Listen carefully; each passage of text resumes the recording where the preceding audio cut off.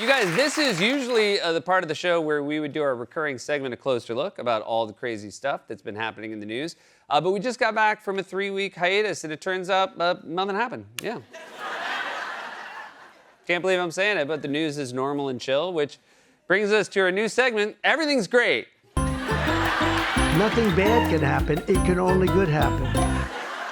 That's right. It's been a quiet 3 weeks, and what's up? Donald Trump said the ceasefire with Iran is over, and no one knows if the Strait of Hormuz is open or closed, and the Iranian blockade is back on. Donald Trump said that if Iran assassinates him, he left instructions for the U.S. government to bomb them at levels they've never seen before. All right, well, yeah, but that's great. But that's just Iran stuff. Not much else happened. What? There's a parasitic infection that causes explosive diarrhea spreading throughout the country, and that might be why Donald Trump sits like he's always on the toilet, and it turns out the CDC under RFK Jr. ended the program that monitors cases of the explosive diarrhea bug, and RFK Jr. himself hasn't gotten it, even though he gets most of his protein from snake meat he finds on the side of the road. Okay, fine, but surely that's everything. What now? The president refused to sign a bipartisan housing bill that his own party voted for and then became law anyway. He fired members of a bipartisan federal election commission, which is troublesome developments for people who worry he might try to steal the next election. The Pentagon released a new batch of UFO files, and Stephen Miller is in there 9 times?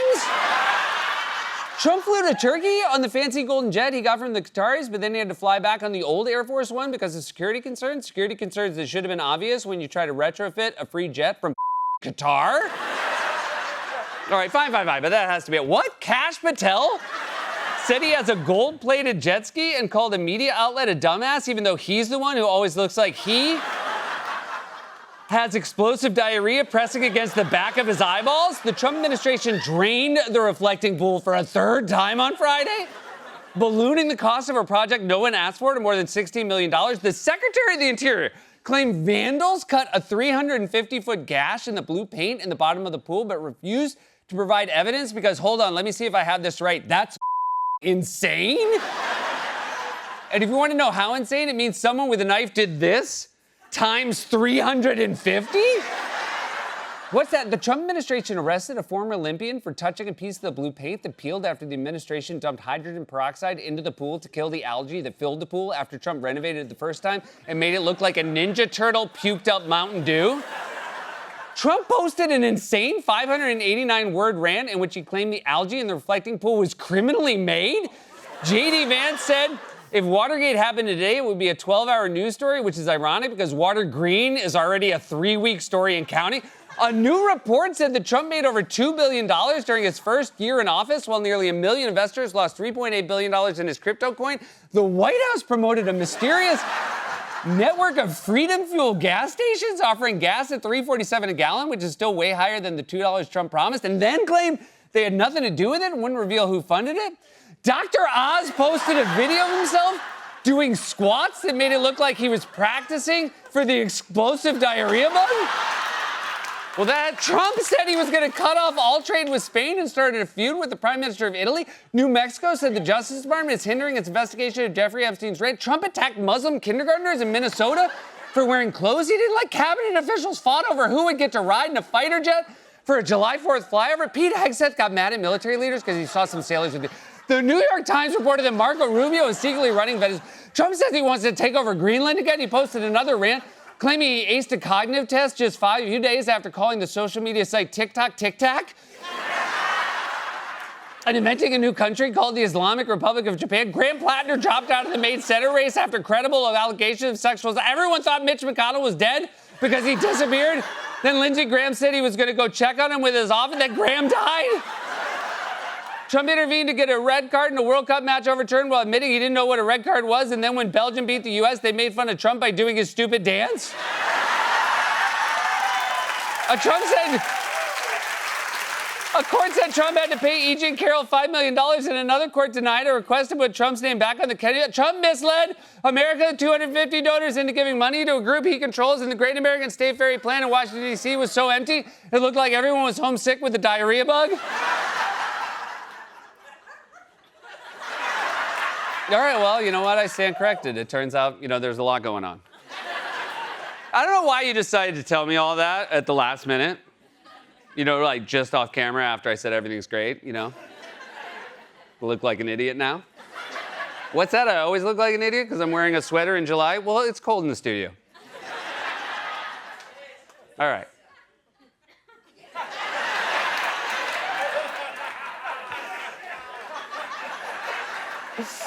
For more on this, it's time for a closer look.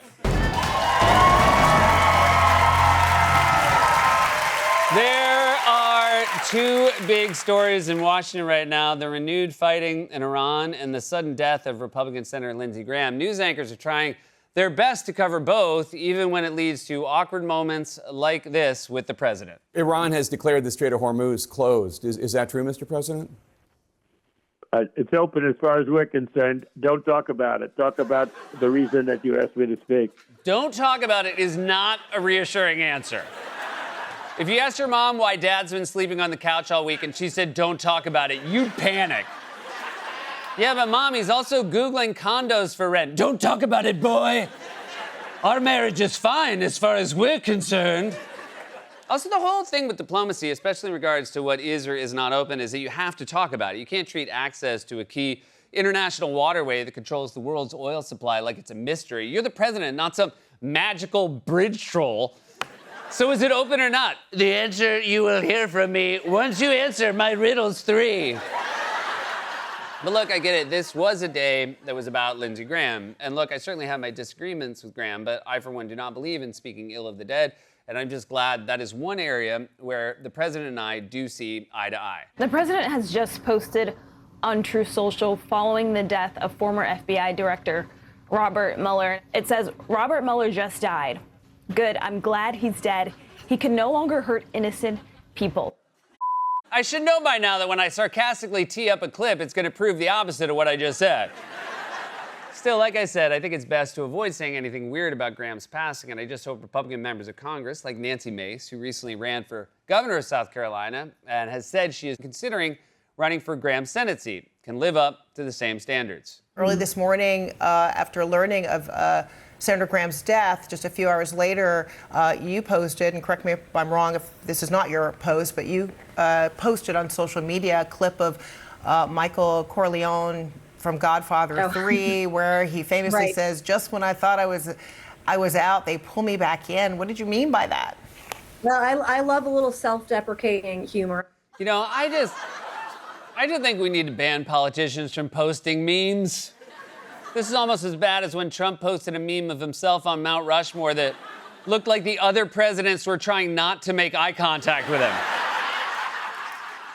Looks like Washington is saying, that's the guy I was telling you about. So the president expressed his condolences for Lindsey Graham. What about Mitch McConnell?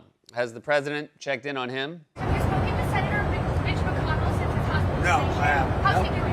I have no idea. I have no idea how he's doing. You don't? He's a sitting member of the United States Senate, and there was speculation for several days that he might be dead. You didn't want to at least shoot him a text? Something like, Mitch, heard you've been laid up, diarrhea bug? Me too. My toilet looks like the Lincoln reflecting pool. Guys, we're doing a lot of diarrhea jokes today, and that's because it's a once-in-a-lifetime comedy opportunity when there's an explosive news story about explosive diarrhea. I don't want to keep talking about it, but as the host of a late-night comedy show, I am contractually obligated. The only way I'm going to stop talking about it is if I get it. I'm going to get real quiet if that happens. You'll know I have it if you tune in and I'm A, not here, or B, making the same face as Kash Patel.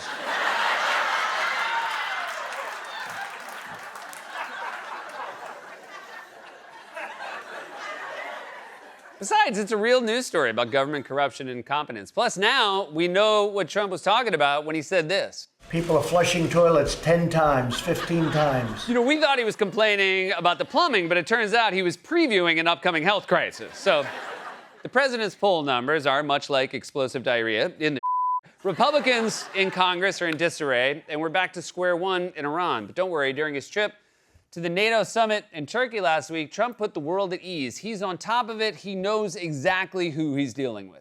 Is the ceasefire over? Is the ceasefire done? Is the MOU dead? It's a very interesting question. To me, I think it's over.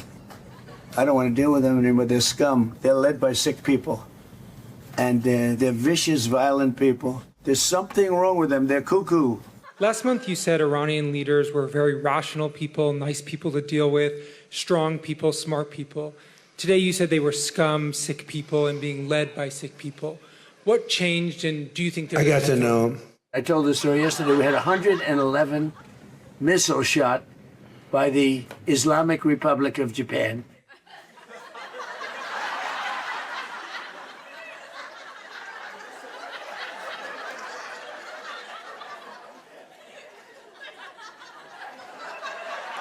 Not sure how well you got to know them if you think they're called the Islamic Republic of Japan. Sounds like something you'd see in a Timo version of Risk called Peril.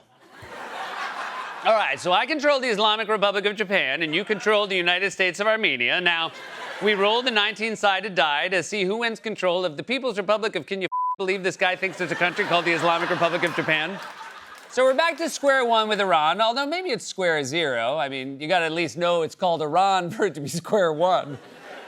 Not only that, gas prices are rising, inflation's up, job growth is slowing, wage growth is down, the reflecting pool is empty, and I don't know if anyone has told you this yet, thousands of Americans have explosive diarrhea.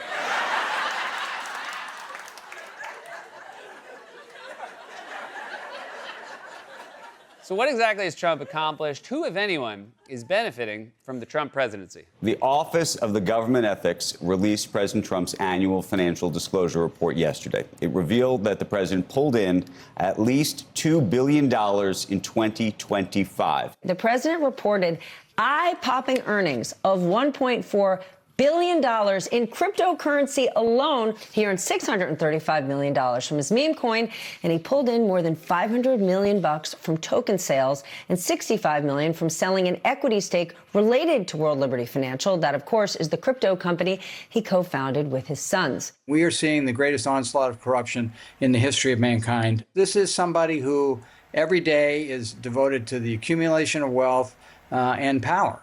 You guys, that's how bad this is. Even the colonel is against it. To put it in fried chicken terms, Trump's corruption is finger-licking bad. And his only defense is that his sons are in charge of it. My son, Eric, handles it. I don't talk to him about things such as this. I'm very much for crypto because it's not a question of a personal thing. Because I let my kids do whatever the hell they do, they can do. I don't ever talk to them about it. That's genius. He picked the one argument we could all believe. He doesn't talk to his kids. I don't know anything about my crypto money because it's all handled by Eric. I wouldn't go near that guy with a 10-foot pole. I want him as far away as possible. In fact, this is very exciting. I just made him ambassador to the Islamic Republic of Japan. This is the one through line of the Trump presidency. 3 weeks of constant tumult, disruption, and chaos, and the only person who benefits is Trump. And that's why his poll numbers are at an all-time low. People are disgusted by the constant stream of corruption and BS. In fact, there's so much BS. People are flushing toilets 10 times, 15 times. This has been a closer look.